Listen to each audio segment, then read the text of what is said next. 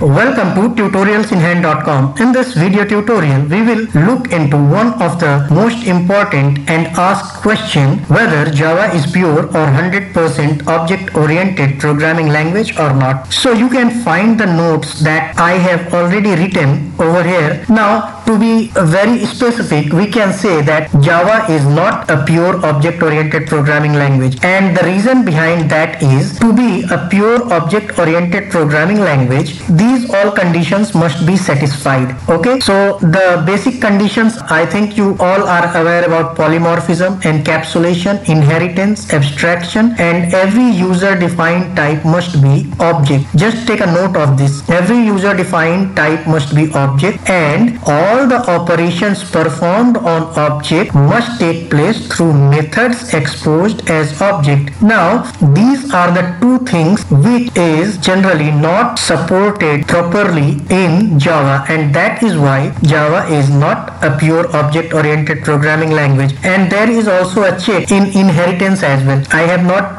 written it. Maybe after this video I'll add that as well. Inheritance, Java does not support multiple inheritance, and that is also one of the most popular asked question, and you should be aware about why Java does not support multiple inheritance. So we will discuss about that in some other video tutorial. For now, just be aware that Java does not support multiple inheritance, and every user defined type is not object in Java, and all the operations are not performed on method which are exposed only through object. So let's check in Eclipse, means how does these things vary. See, these are the primitive types, right? So primitive types are not object, and that is why there is wrapper classes provided to make sure that we get the objects. Like we have the wrapper classes, right? Like we can take these things, new integer. So to convert this primitive type to object, we can simply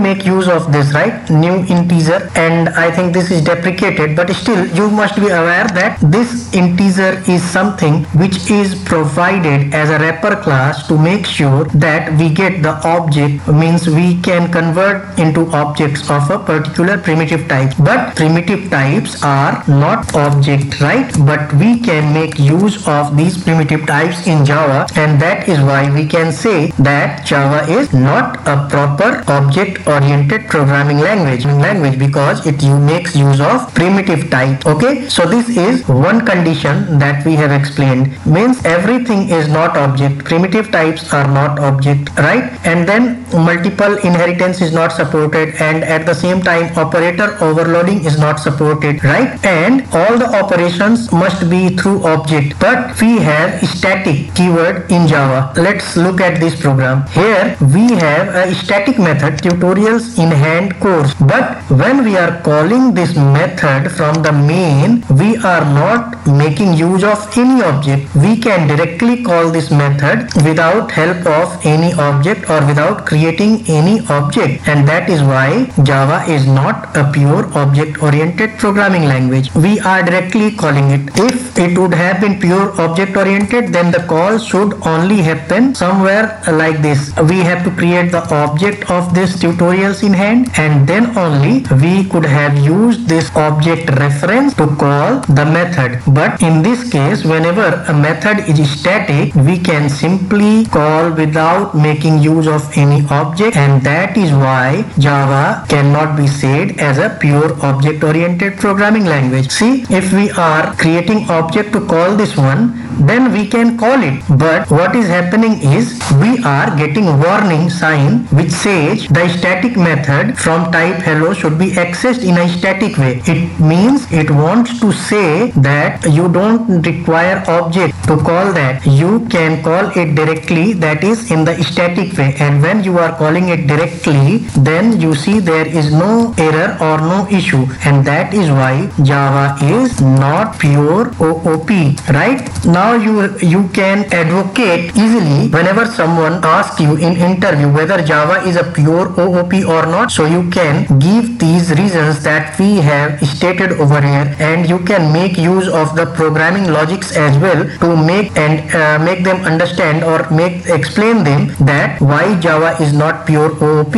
Why do you think so? So these are the things which must be explained. First thing is you must explain that to be a pure object-oriented programming, any programming language must satisfy these conditions, and Java violates these two very specifically, and at the same time Java does not support multiple inheritance, and Java also does not support operator overloading. So in that case, since the rules are violated, so that is why we can say that it is not a pure object-oriented programming language. Then the follow-up question may be that if Java is not a pure object-oriented programming language, name some pure object-oriented programming language, and at the time you should have few names ready with you, that is Smalltalk and Scala are programming languages that are purely OOP language, right? So hope you have understood this one, and you will be able to explain this along with a proper reasoning whenever someone asks you